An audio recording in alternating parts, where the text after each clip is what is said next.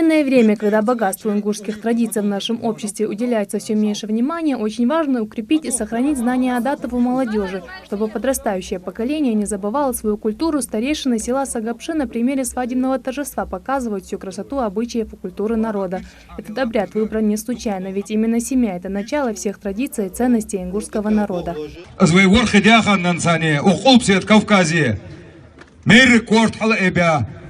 Lili şolucu, ezdi oğlu bulur, ezdi hast bulur, ezdi dey bulur. Kamdı vedir. Церлил диа должен, ездил улук тесадитат. Патриотизм, религиозные ценности и войнавские адаты. На трех этих постулатах опираются старейшины в своей беседе с молодежью. Так строится важный урок духовно-нравственного воспитания подрастающего поколения. А насколько хорошо наша молодежь знает свою культуру, историю и язык, проверяют викториной. С заданием справляются немногие, но те, кто отличился, ждут приятные подарки. Молодым людям вручают кинжалы, а девушкам золотые броши в виде солярного знака.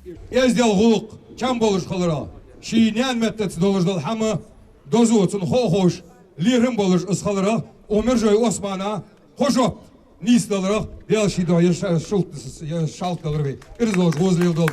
Без подарка не осталась и невеста. С теплыми словами и пожеланиями счастливой семейной жизни ей также преподнесли подарок. Яри, он техи яжож, ал яқты глож, техи, оқамын яхлариш, хозгулук эздерлек кылаттыш.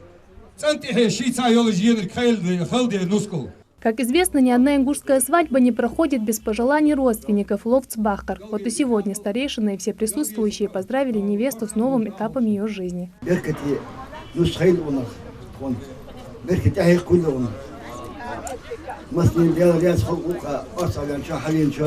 Инициаторами мероприятия выступили депутаты местного совета. Показать все нюансы и красоту традиционной ингушской свадьбы оказалось несложно. На помощь пришли местные власти и работники Дома культуры. Я думаю, что это будет пилотный проект, что мы не остановимся на одном селе, это все 12 сел, и в дальнейшем, если будут желающие в других районах, мы будем дальше развивать. Проведение таких мероприятий – хорошая возможность сохранить и даже возродить национальные ценности и адаты. Ведь духовно-нравственные устои – это прочный фундамент для укрепления согласия в обществе. Райдат Холухоева, Адам Долгиев, Новости 24.